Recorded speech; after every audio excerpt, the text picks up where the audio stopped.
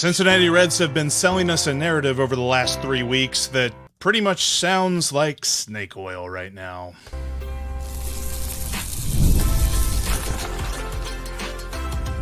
You are Locked On Reds, your daily Cincinnati Reds podcast, part of the Locked On Podcast Network, your team every day.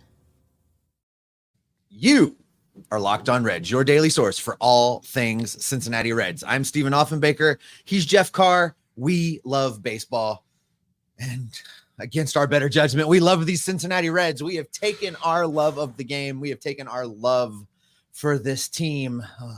And we have turned it into information for you. Locked On Reds is part of the Locked On Podcast Network, your team every day. And on today's podcast, it's time, folks. It's time. We need to take a long, hard look at these Reds and talk a little truth. We need to talk a little reality about who they are. We need to ask some hard questions. We're going to evaluate what David Bell has had to say after another series loss that really should have been a series win.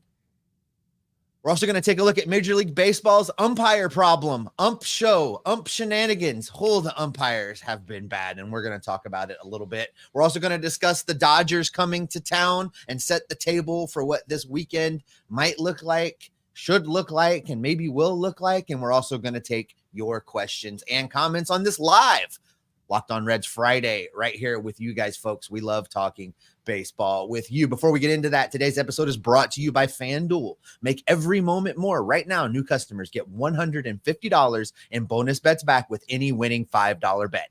That's $150 with any winning $5 bet. Just visit FanDuel.com/lockedon to get started. All right, Jeffrey, where we're going to get started is taking a very long, hard, and sometimes unpleasant look at these Cincinnati Reds, because things are not going well. Things are not going according to plan, Jeff.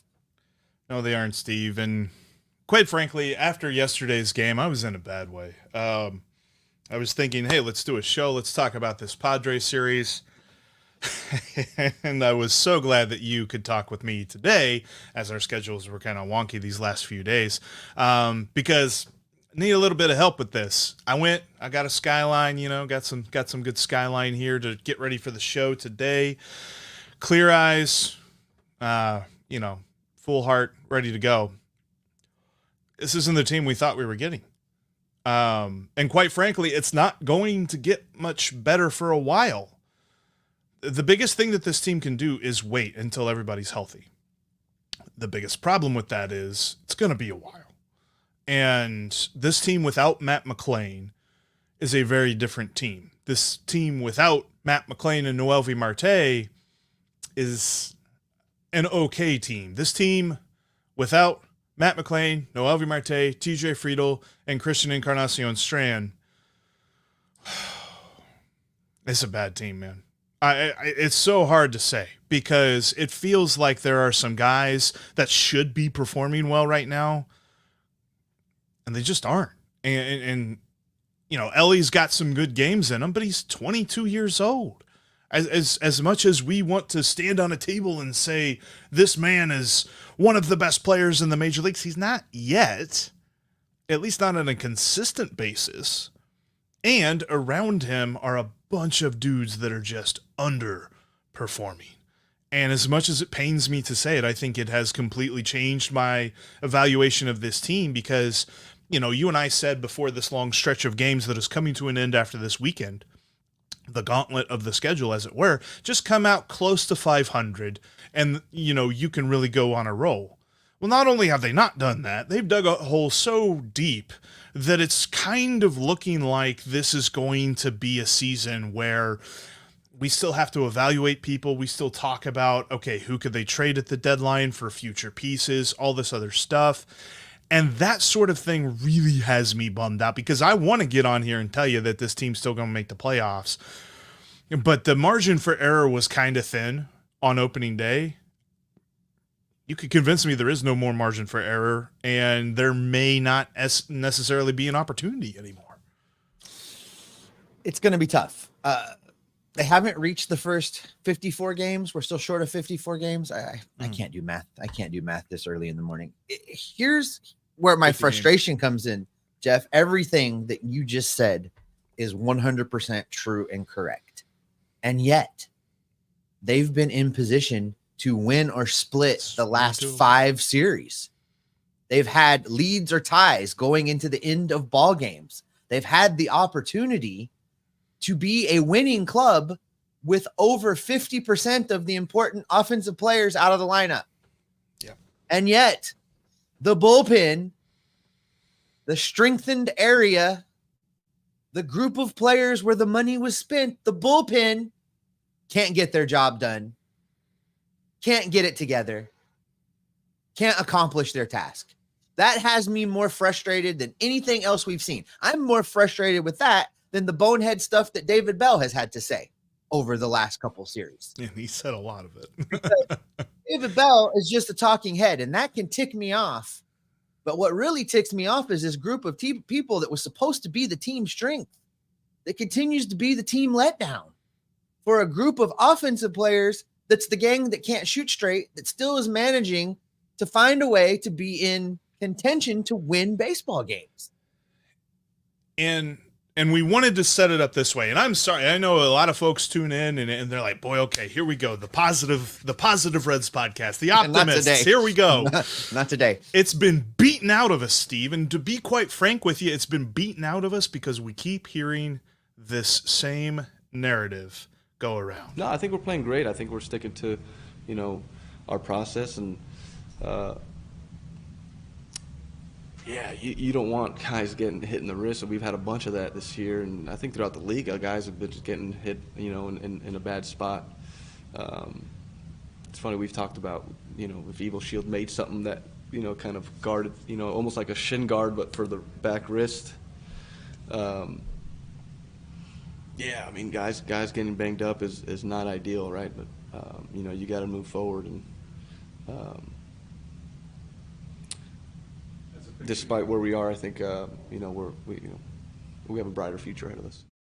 Can I be frank with you? Because I think David Bell, I think insert player name here, Nick Martinez in this case, is handed not a script, but handed a cue card as they're walking into a post-game press conference that says, you're playing great, you're close, you're a swing away, we're almost there. Say that, and then say whatever else you want to say after that.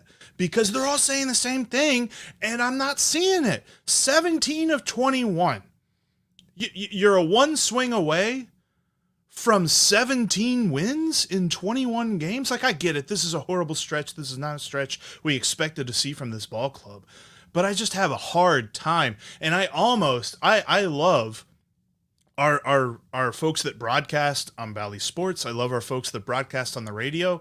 The moment that the Reds lose a game, I turn off the broadcast. I can't hear it. I can't hear the pouring the honey in our ears of, well, when this happens, they could go on a run. TJ Friedel and CES are probably still 3 weeks away at best. And then you have another 2 or 3 weeks before you start thinking about Noel Marte. And then you have another 2 months before you're thinking about Matt McLean. Like, it's a lot. This team is super talented. The future is still bright. I still believe that they have their core in place. But, Steve, they've been without their core for the entire season so far. And this is why they are where they are. But their core isn't coming back tomorrow. So I don't know that I can buy the snake oil that is, this team will turn it around here. Jeff, they're just gonna. I don't buy it right now. Maybe I'm missing something. Maybe you can help me. I'm going to go to this from Sammy. Sammy says the lineup is the reason that the team is losing. The bullpen is going out there with so much pressure because this lineup can't score. May has been an awful month for the Reds. Playing great. That's wild, he says. Help me with what I'm missing. Because isn't the bullpen's job to come in and secure the win and not allow any more bleeding? Don't the closer and the setup man, isn't their whole reason for existence to be stoppers and protect a 1, 2, or 3 run lead? Isn't that their job? Yes, but I see their point. Their point is saying that the bullpen is just putting so much pressure on themselves to be perfect. And by the way, to loop this in as well, the lineup's not always being put in a great position to succeed as well, especially when your second best hitter can't get into a ball game that is tied in an extra innings. And the explanation for that, Steve, was a choice. Yeah, I mean, he was ready to hit the whole day. You know, you're right. I mean, he's been swinging the bat great. He's one of our best hitters. You know, to not find the opportunity to get him in is a little tough. There were several times where we get one more runner on base, he's hitting, and the situation just never came up. That's in reference to Tyler Stevenson.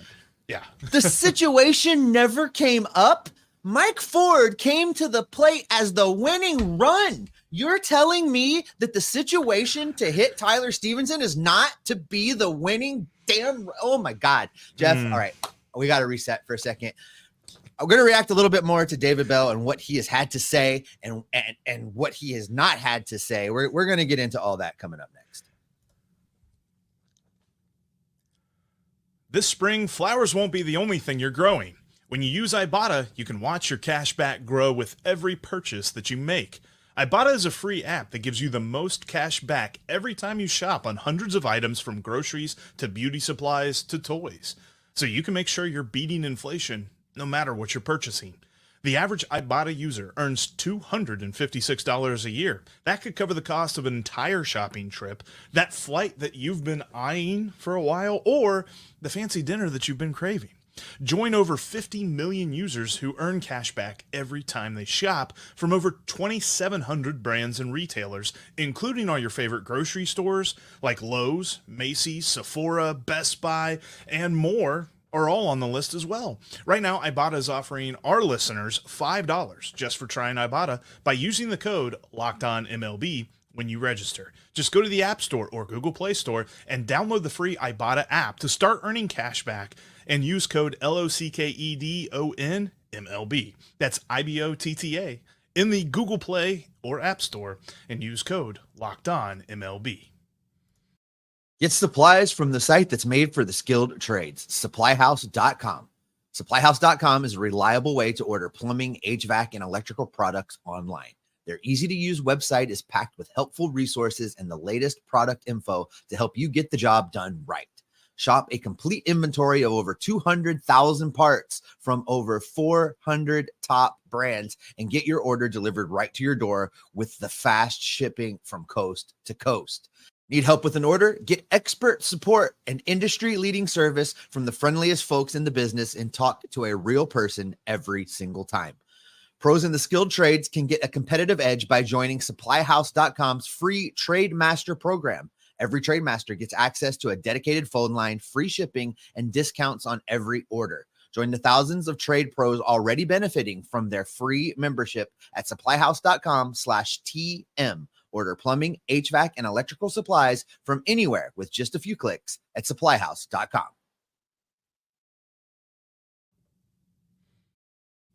You know who's got you covered during the playoffs when it's like the NBA playoffs or the NHL playoffs or the MLB regular season? Frankly, it's Locked On Sports Today 24/7. It's a free feed on YouTube or on the Amazon Fire TV channels app.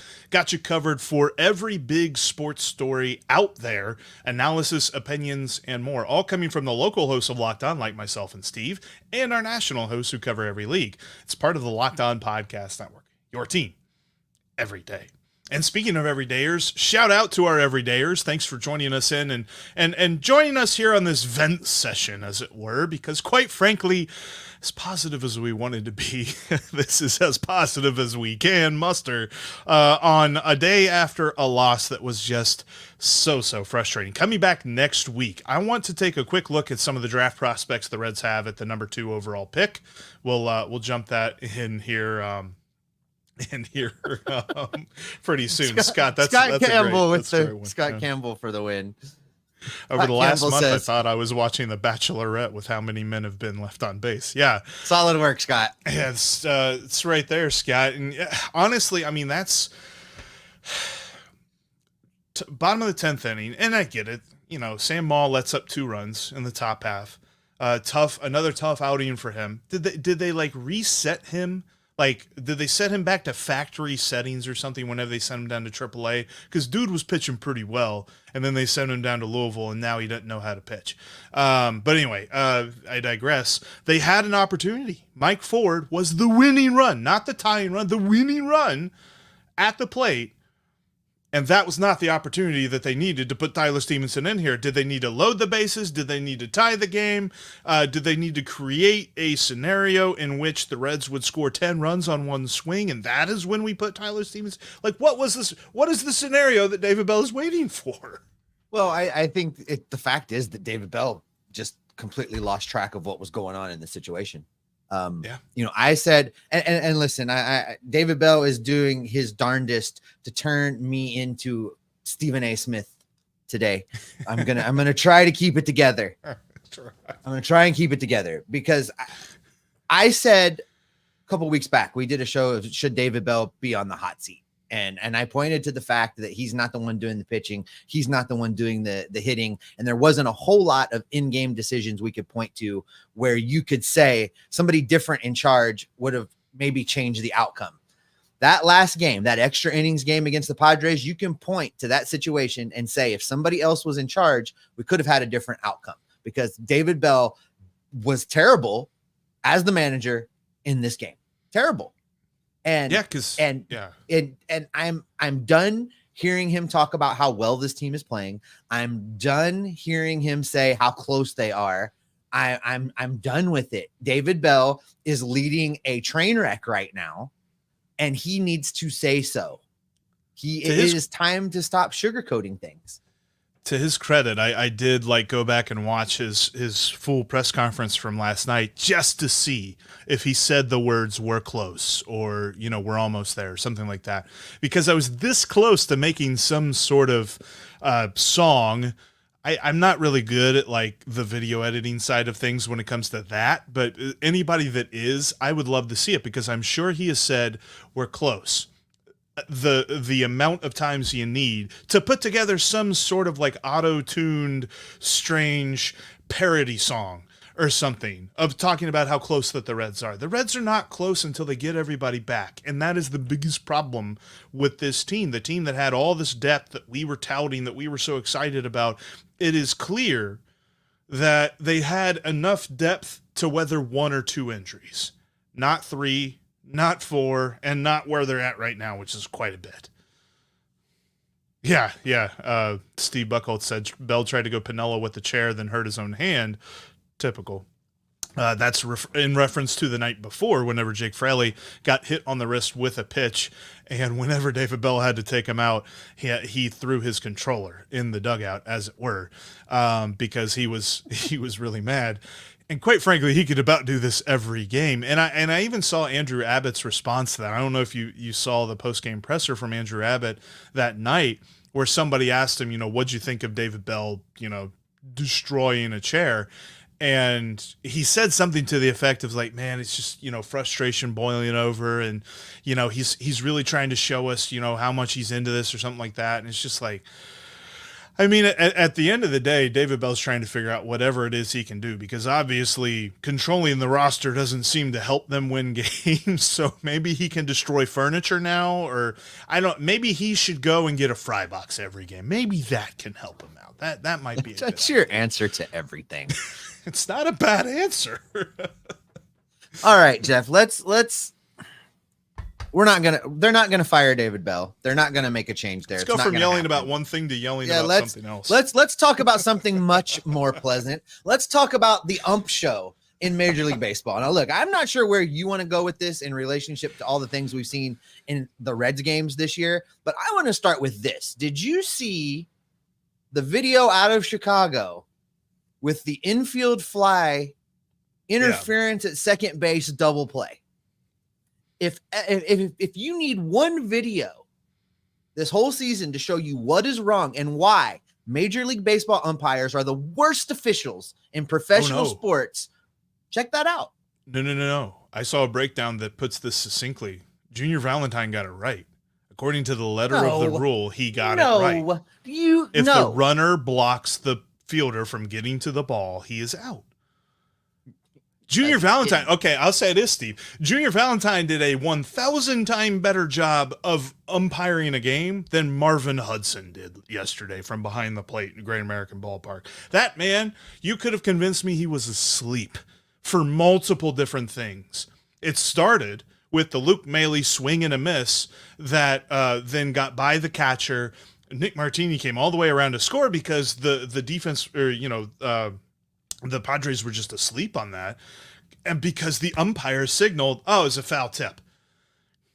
You watch the replay, the bat doesn't come close to the ball. And then, David Bell's coming out to walk, and he actually addressed this in his post-game press conference. They said, what did the umpire say there? And it was almost like they had opened up an opportunity for David Bell to be like, yeah, that was kind of a weird game, huh? And David Bell did all he could to defend the guy. But it was a horrible call. And then Jeimer Candelario coming around to score, honestly, on a ball that was going to get him 10 out of 10 times. It was a rough call because of not coming around to score. It was the delayed double steal. And Candelario slides in, and Marvin Hudson is standing basically from me to you on this screen right now, looking at Candelario sliding into the base, seeing the tag hit his leg, seeing the catcher keep the ball in his mitt, and he goes, safe! I'm like, I watched the replay, and I'm like, oh my God, there's no way. There's no way that he's safe. I applaud you for trying to give us a run there, Marvin, but buddy, this is bad. So many, and don't even get me started about all the pitches. I mean, I thought Fernando Cruz for a minute was going to lose an at-bat because he threw a splitter right down the middle that looked beautiful, that Marvin Hudson was just like. Maybe he forgot what he was doing. Maybe he spazzed out. I've never seen it, Jeff. I've never seen it as bad. I've never seen it as bad as it is right now. And Major League Baseball, it's to the point where important game-changing calls are being made. And if a team has already lost a challenge, it's affecting the integrity of the game at this point. This is where I'm going. But this is the same Major League Baseball that continues to let Angel Hernandez and CB Buckner go out there and call games. So I don't know what my expectation level is. I don't know what it is that I expect them to do, but the technology, I saw it go by in the comments. Steve, I'm not sure if that was you that said it, but I saw it go by. The technology is ready. The AI is ready. Everything is ready to call balls and strikes. There was a release yesterday, almost perfectly timed, with Marvin Hudson calling Jeimer Candelario safe at home plate. Rob Manfred was speaking, I forget at what event, but he was speaking, and he said that the ABS system, at least the automatic balls and strike system, is not likely to be implemented in 2025 because they are not seeing the results in minor leagues that they thought they would. And he said in the future, if it's implemented, it will likely be as a challenge system. Sign me up for more challenges based on whether you thought it was a ball or a strike. Are we looking to make this sport more fun or what? The only person that's happy about that announcement is Connor Phillips, because he hates the automatic balls. I don't know if that interview he did with me, he was very clear that he hates the automatic balls and strike system. So I know that's the only person in the organization happy about that. The league is going to defend umpires until the league dissolves, and that's just how this is going to go. Whether the umpires think that Jeimer Candelario being tagged 40 feet from home plate is safe or not. All right, that's enough. That's enough. Yeah, this. That's enough of all this, Jeff. Here's what we're gonna do. All right, the Dodgers are coming to town. The same LA Dodgers that the Reds should have had a split with, that they blew another series with. They're coming to town. We're gonna get these Dodgers games out of the way. We're gonna tell you what to look for. We're gonna kind of set this thing up. Coming up next. It's winner take all time in the NBA and the NHL. What an exciting time in professional sports. And FanDuel is giving you a shot to be part of the action and bring home a win of your own. Right now, new customers get $150 in bonus bets back with any winning $5 bet. That's $150 to bet on point spreads, money lines, player props, and so much more. You can even build your own parlay. You know, Jeff told you a couple weeks back about a parlay that he's been building that has been doing very, very well for him, centered around the one and only Mr. Electric, Ellie De La Cruz. Just take one or more stolen bases, combine that with one or more runs scored, and for good measure, throw in 2 or more total bases. And that is going to win you big, big money over at FanDuel. Again, just visit FanDuel.com/locked-on, and you can make every playoff shot count. FanDuel is America's #1 sportsbook.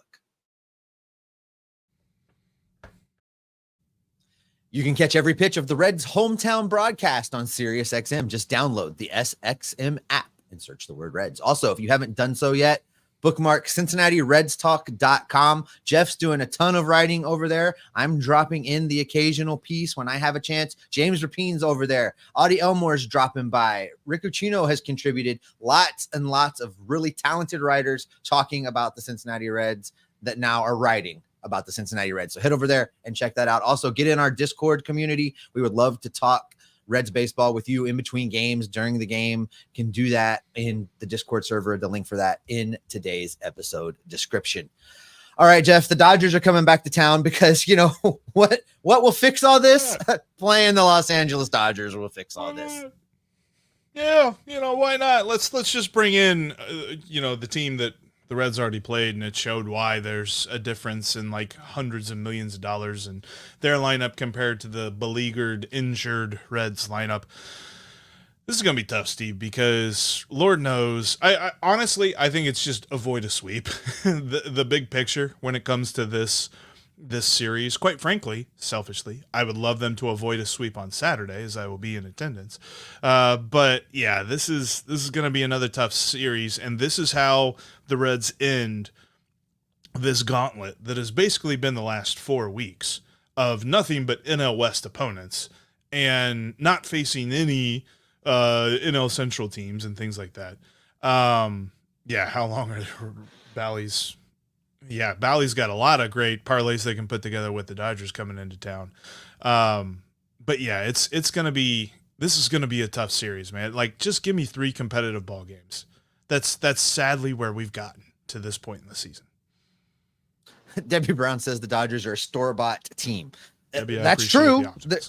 They're very much true. Listen, here's Jeff, this has been a very, very venting show today, and I don't want to portray that I have no hope left. I have a little hope left. I'm not completely ready to just call it over, because everybody else still has to play all these hard teams while the Reds are not. So they can make up ground if they get guys back, and they can cover it. They can do some things. That being said, again, I fall back to that they were going to have a split with this Los Angeles Dodgers team, and the bullpen let them down. So if the bullpen can get its act together and everybody else plays the way that they played in the last Dodgers series, then they can win this series, right? I mean, does that logic? They've looked better. The bullpens looked better. Small sample size last day, outside of Sam Moll.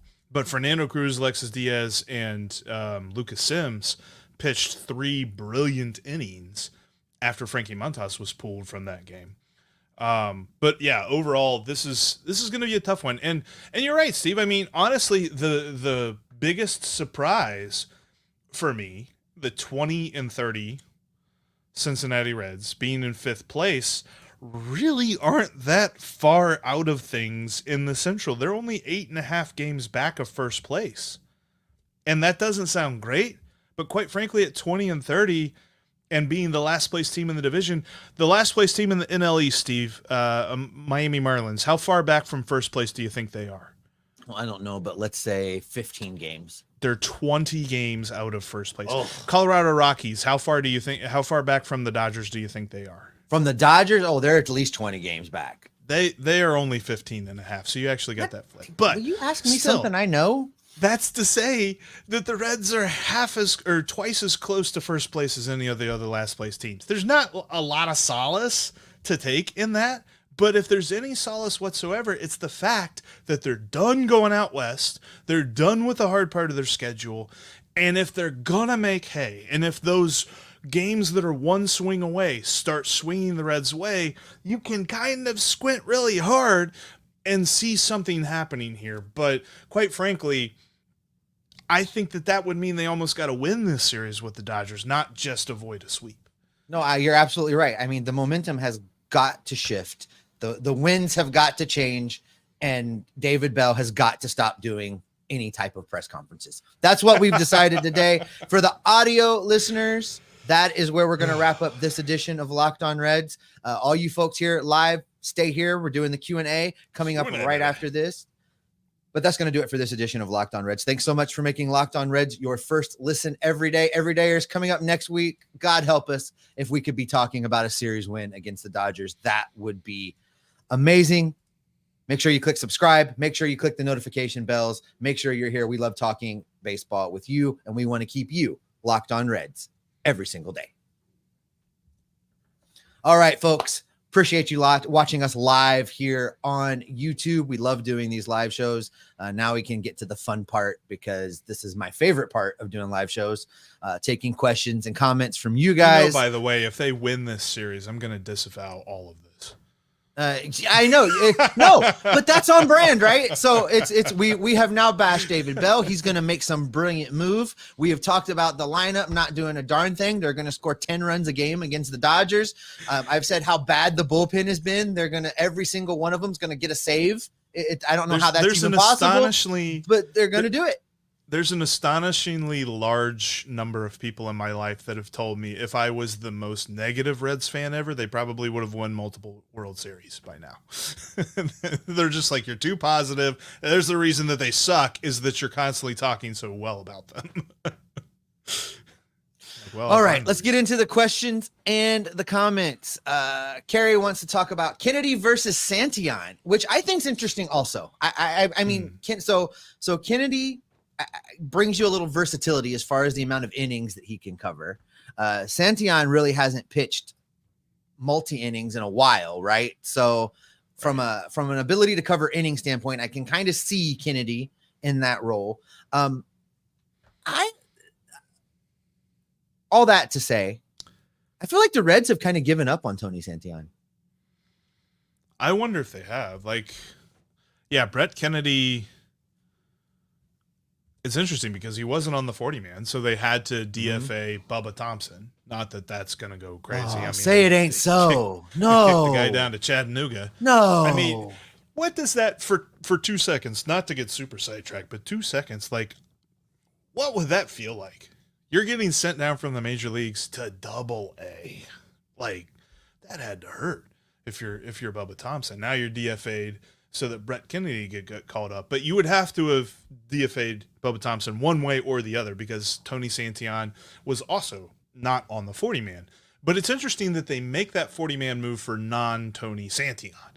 Because like you said, if you line up what we know, you do the whole, if you eliminate the improbable, whatever remains, however impossible must be the truth. The fact that they are continually calling up guys and not calling up Tony Santillan makes you wonder if they don't buy what they see from him at all, because I think he's pitched pretty well in AAA. Yeah, we saw him pitch well from spring training, and he was never really in anyone's conversation coming from the team. So they know something we don't, or they've given up. It's not quite as bad as how I felt like they were treating Nick Senzel at the end, like the very clear, we're done with you kind of attitude. It's not quite that, but I feel like they view Tony Santillan right now as an emergency spare part that's going to sniff the majors, only break glass in case of emergency. You know what I mean? That's kind of how it feels to me. Tony Santillan, 10 for 10 in save opportunities in AAA, 23 innings pitched. He's allowed 6 earned runs, 1 home run, has 32 strikeouts to 15 walks. 15 walks isn't great, but still, I mean, everything else looks pretty solid. Right. So something about that they're not buying, and I'm not really sure why they're not buying it. All right, let's go to this from Seagriff. Do you think that the aggressive base running is full desperation right now with the lack of hitting? Now, there is something to this. I mean, because, small ball style, right? Get them on, get them over, get them in. The missing component of get them over is the problem. So if you can steal your way into scoring position, what was a fly ball to right field for an out is now a sac fly for a run. So, I do think there is an element of, trying to use your best tool to compensate for the lack of overall offensive production. Reference back to Scott Campbell's comment of the show nominee here. Bachelorette with how many men have been left on base. It's desperation. It's let's get anything going. The Ellie thing, and I don't think anybody was really as mad about the Ellie thing as they were about the delayed double steal with Candelario. But Ellie's always going to run in that situation. It's just Machado made an amazing play. The double steal for me, the delayed double steal, is a Reds staple from last year. Yes, yeah. Candelario is not the guy that should be part of that delayed double steal. There's like 3 or 4 guys on this team that should be part of the delayed double steal. Jeimer Candelario is not one of them. And quite frankly, the only one that has been getting on third base with any regularity is Elly De La Cruz. Everybody else has not really been there to be a part of this. Like you're looking at Stuart Fairchild, maybe Jonathan India. I mean, TJ Friedl, if he's healthy, but obviously he's not been healthy. You could make the argument for Matt McClain when he's healthy as well, but outside of that, I'm really not looking for anybody to be the lead part. So you got your first guy that steals, trying to draw the throw to second, and then you got your guy on third that steals home while the throw is in the air. That was the other thing too. Like if you watch the replay, kind of looked like Candelario just had a moment. Not really a long moment, but a moment enough of hesitation to go home on that throw, and he was never going to be safe after that. This next narrative surprises me a little bit here in May, but I'll entertain it because there's multiple people talking about it. Ned Flanders says, buy or sell. The Reds will try and move as many of the offseason signing as possible by the trade deadline. I think they're going to wait for the month of June. Well, he said by the trade deadline. So right. But I mean, will they become sellers? Like, I think it's too early. The answer now is no. It's too early. Yeah, it's too early. It's too early. If they're still playing like this at the All-Star break, then it's time to have that conversation. I think. God help us if they're still playing like this by the All-Star break, because Marte will be back, Friedl will be back, CES will be back. If they're still playing like this, I'm going to petition to do like a very detailed review of X-Men 97. Maybe a really in-depth look at the Acolyte for Star Wars. This is going to be tough, but no, we're still going to be with you every day. But we need to maybe we can look into getting ourselves traded to Locked On Dodgers, or how does that work around here, Jeff? Who do we got to talk to? I tell you, but no, like the whole buy or sell thing. I really think that the month of June is going to be the tipping point, because they play a ton of division games in this month, a ton of division series in this month. And the games that surround those division series aren't necessarily like top shelf opponents. I mean, they go to Colorado here in the first week of June. Colorado is bad. That is a team that they should beat. And even as hurt as they are right now, they should beat Colorado. The division has not looked good. And if they're still this bad at the end of June, then yeah, we should definitely talk about selling. Scott Campbell says, between now and the All-Star break, the Reds have 7 series against in-division opponents. That is a lot of opportunity to make up ground. If they're going to right this ship, it starts there. They have got to win all of those series. I mean, God, I hate being in that position, but they really have to win. They've put themselves in that position. 6 out of 7. If you've got 7 in-division series between now and the All-Star break, you need to win 6 to make up this ground. Somebody early on, I can't remember if it was a comment or if it was a tweet. I apologize for getting them all mixed up, but yeah, Logo slugging the Bronson Arroyo for Jonathan India. Good comment there, honest fan. But somebody made the comment, they're just like, how on earth did this Reds team, as currently constructed with all of its injuries, win the season series against the best team in baseball, Philadelphia Phillies, and they haven't won a series since they beat up on the Angels. Like, how have we gone this long without winning a series after winning the season series with Philadelphia? That is baseball. I'm going to throw this comment up for our friends over at Locked On Bengals. For those of you that are looking to talk a little Bengals football, Alex says, which Bengals rookie are you ready to see this season? James Rapine and Jake Lisco have you covered over at Locked On Bengals, our sister show for the NFL over there. Go check those guys out. I get the sarcasm with which he was commenting. I do as well, but I thought I would use it as an opportunity to plug James, guys. So Honest Fan says it's pretty clear that the clubhouse misses Joey Votto's presence. You talked about this about a month ago, didn't you? Did you not have this? I think you did a solo show on this. Yeah, I wondered aloud about it, and I'm not saying that I would advocate for it, because obviously the current timeline as it is situated, Joey Votto has a hurt ankle and he's not able to play for anybody right now, even though he is technically part of the Toronto Blue Jays organization. There's a lot of speculation as to, well, if he would have signed with the Reds and been in spring training with the Reds, he wouldn't have been hurt like this. He would have been on the team. And it's obvious that the comment that Nick Krall made aged poorly. There is plenty of at-bats for him right now. Oh, so many at-bats. So many at-bats for Joey Votto right now. It's just at the time, in December, when there really wasn't any at-bats for anybody, so he wasn't wrong when he said it in December. But, back in December, that was the case because everybody was still healthy. But, yeah, I mean, they miss Joey Votto. They miss his personality more than anything. I mean, Jeimer Candelario qualifies as veteran leadership.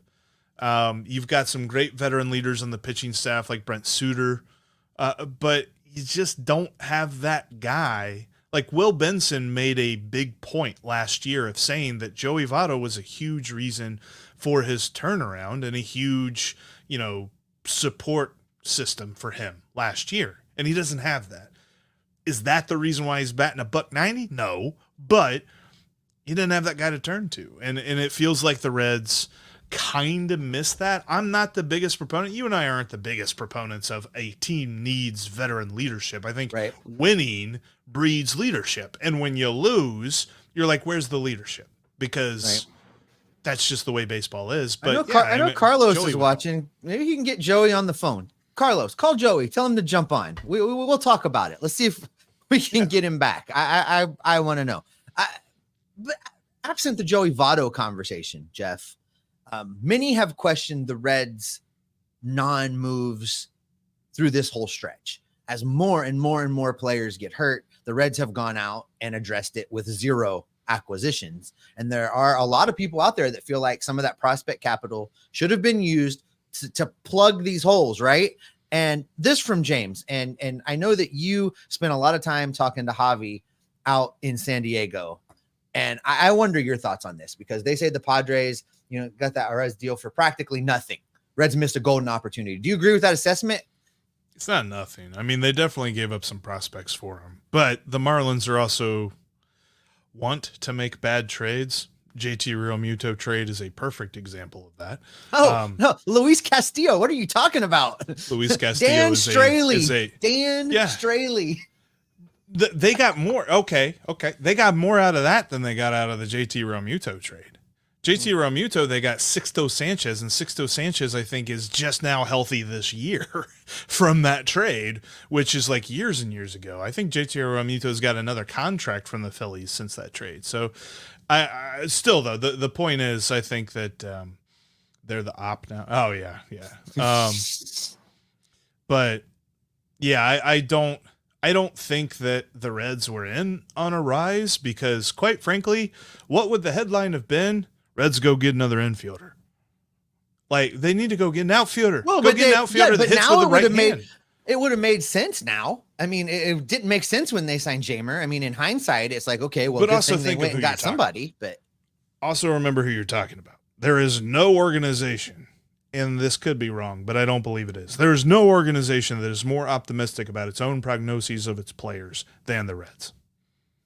Carlos Guevara and his keyboard are some of my favorite combinations in the world. Carlos says, and what if I told you it wasn't really about finding at bats? I would believe you, Carlos. What if I told that's you? That's what. Carlos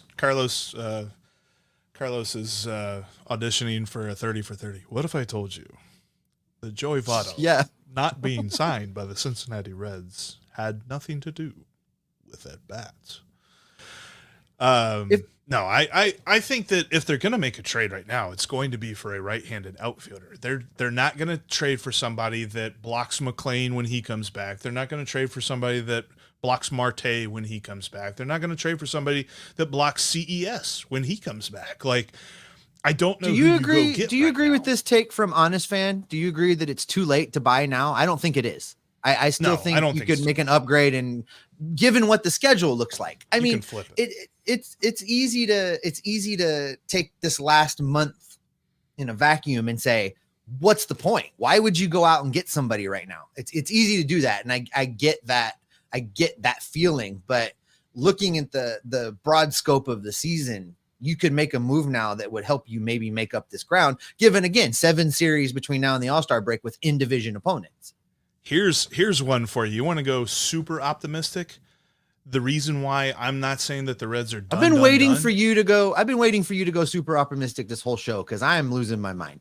The Philadelphia Phillies are in first place in the NL East. The Atlanta Braves are in second. The Atlanta Braves are 6 games behind the Phillies.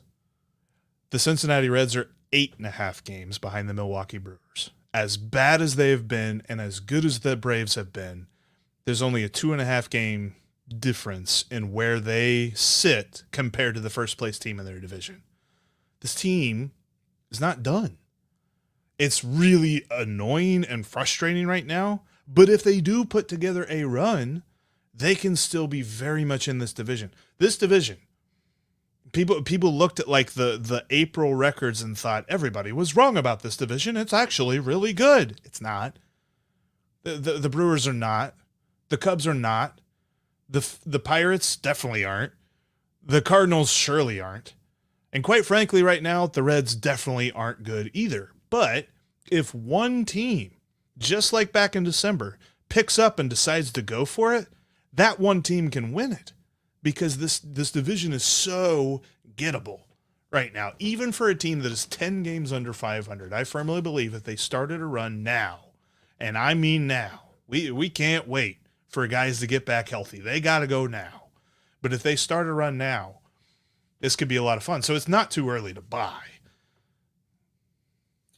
I want you to read this while I hit my cough button here, but go. So Alex asks, which right-handed bats would you want? Me personally, I would want Brent Rooker from the A's, maybe Jorge Soler, depending on how good the Giants are.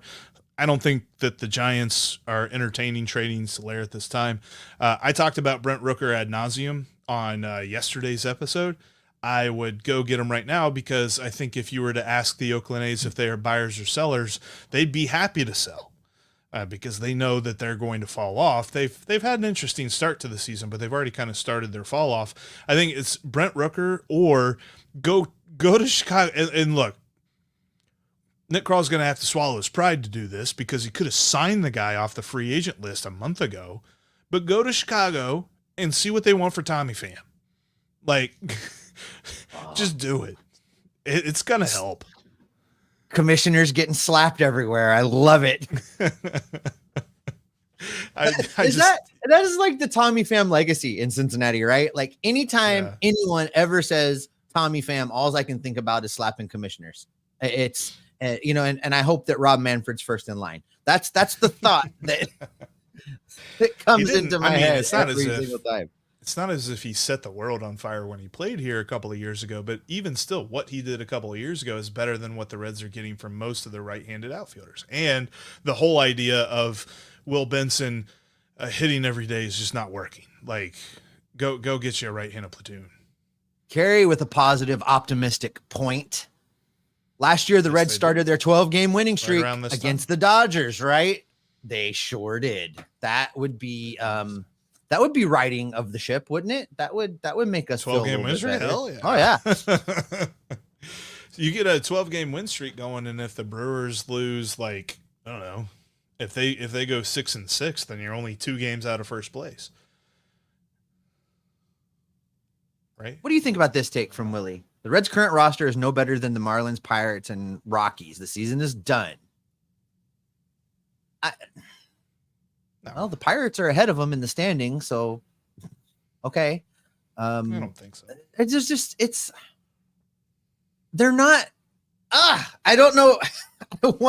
I don't want to defend them because they've been so bad, but they're also not that bad. It's I hang in there a little bit longer, guys. Don't throw in the towel. Super frustrating. And look,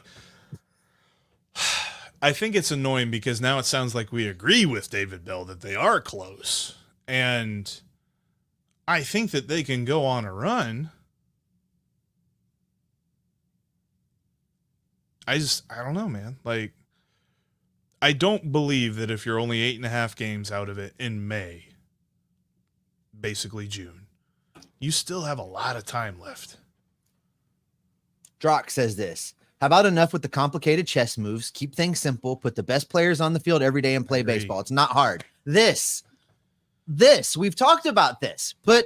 Just stop with the analytics. Stop with the juggling of the lineup to try and, beat the AI, whatever it is that's going on in that lineup construction meeting or on Pickler's laptop or whatever the hell is happening with these lineups, and just take the players that we know to be the best 5 or 6 hitters on this team as it is right now and stick them in the lineup 1 through 6. Whatever happens below them happens, and maybe try to score a few more runs. We talked about this, right? That's the simplest fix right now until you get everybody back.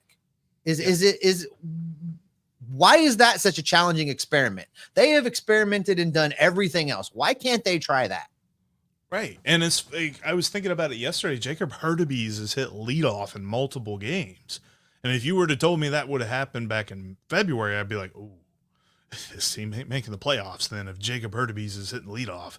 And he's been okay.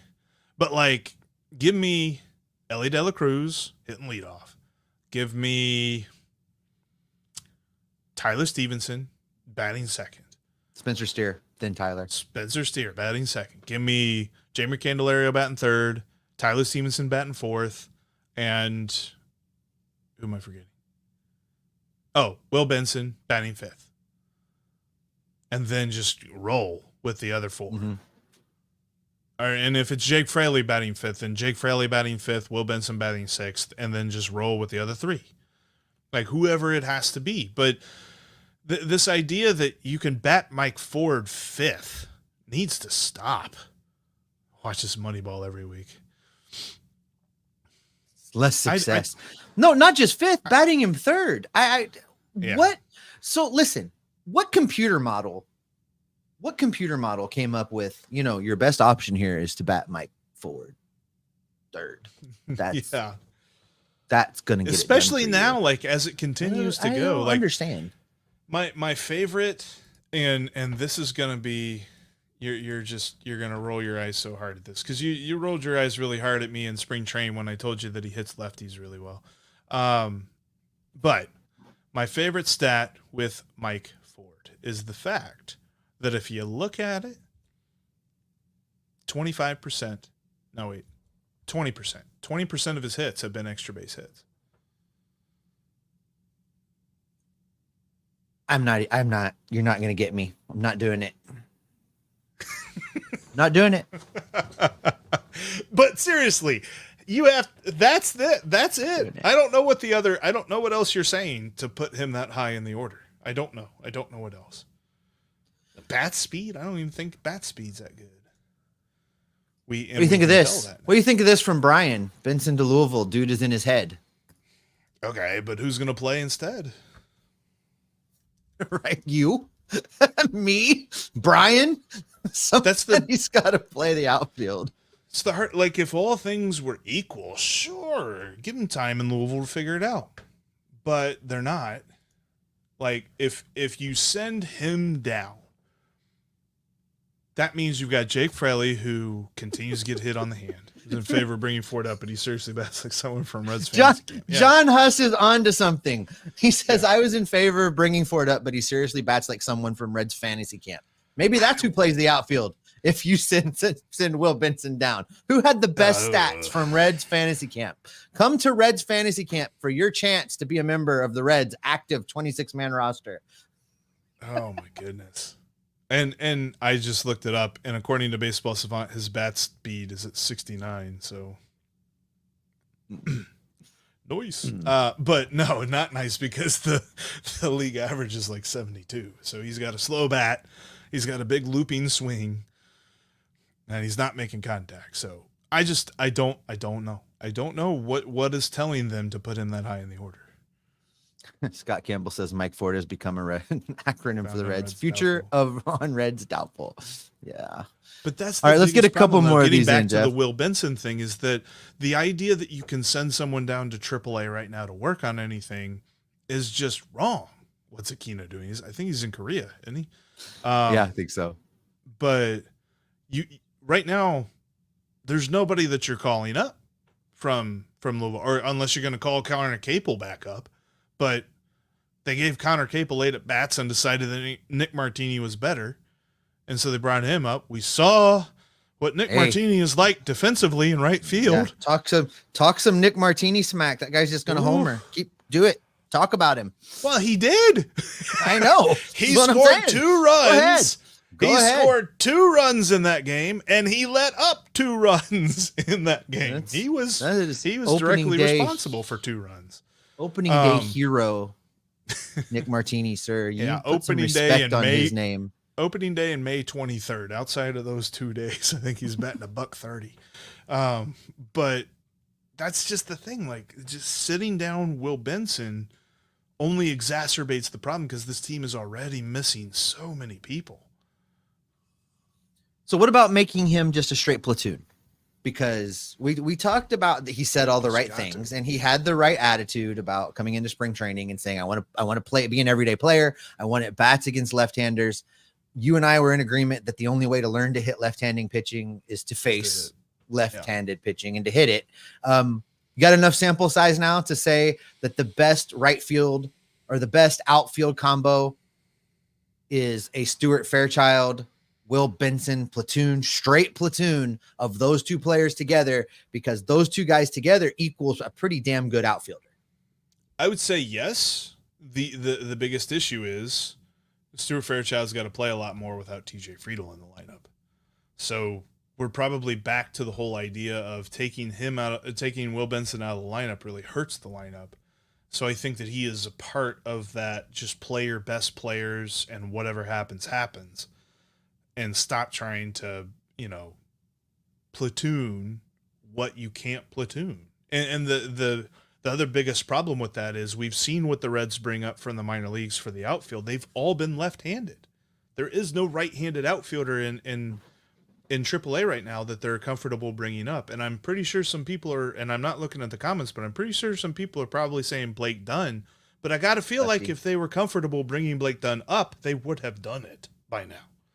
It's interesting to me that they haven't, right? Because we talked about him being a candidate for action this year in Cincinnati, right? We talked about him being one of the guys. This was the scenario that it worked out.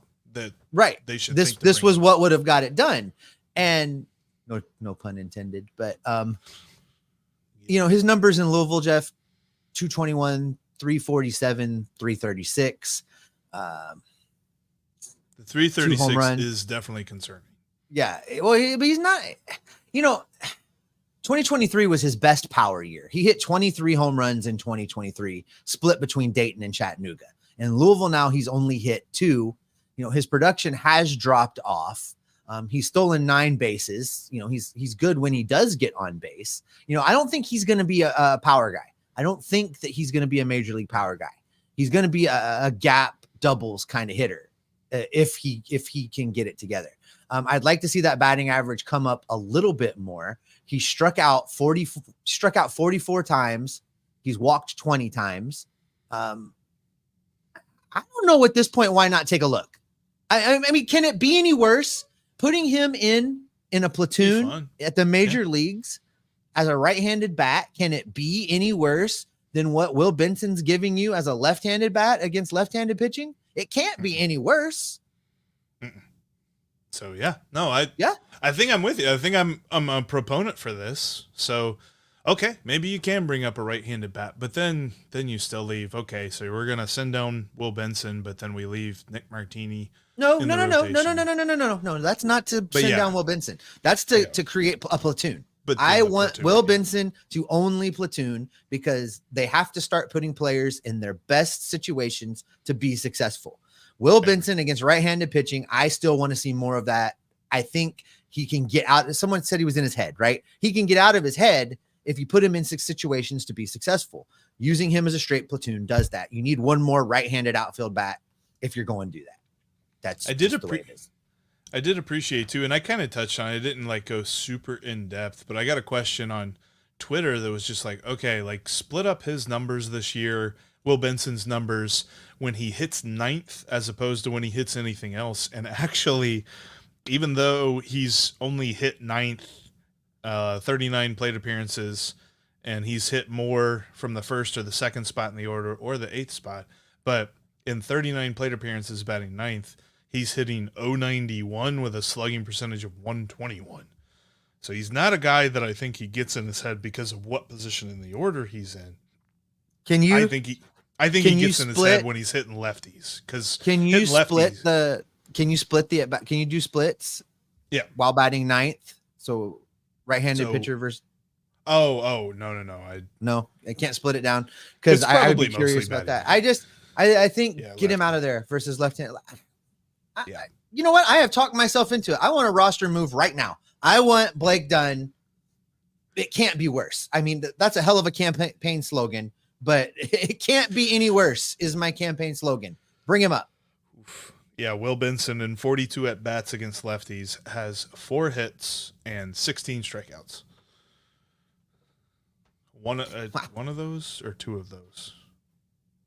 No, 3 of those. Oh, but Steve, 75% of his hits against left-handed pitching are for extra bases. I'm going to unplug your computer is what I'm going to do. That's what's going to happen at this point. All right. I think we have reached the end. We have reached the finish line. Anybody has something? Thanks everybody for riding along with this. Pressing. This was tough. I know you talked about this earlier, but let's talk about this one more time and get out of here. They're reevaluating CES on June 5th. Got to imagine TJ's probably somewhere around there as well. Guessing when they reevaluate him, they will know when they start the rehab timeline. He'll probably have to do about a week of rehab, I would guess. At least a couple of days. So I would venture to say that the irony of this, Steve, remember whenever TJ Friedl broke his wrist and we said, yeah, probably middle of June's when we see him. Yeah. It's probably when we see TJ Friedl, and probably maybe a week before that, or maybe right around that same time as when we see CES as well. All right. I'm spent. Wrap us up. Thanks everybody for joining us for this joyride of a podcast as we try to break down what is going on with the Cincinnati Redlegs. We're done with the narrative that they're close, that they're 1 pitch away, they're 1 swing away, whatever. But if they start a run right now, they could be in a pretty good shape at the end of the season. So, yeah. Welcome to our brains. Thanks for checking out today's Locked On Reds podcast. Make sure you subscribe on your favorite podcasting app. Make sure you follow us right here on YouTube. Click that bell to get notified whenever we've got new content for you. Who knows? Maybe we'll just have an emergency celebratory episode if they call up Blake Dunn this weekend. That we'll see if that happens. Because we need something, man. We need anything. Because we love these Reds, and we're going to be with you every single day, whether they win or lose. Because we are Locked On Reds every single day. Oh, make it stop. Mercifully.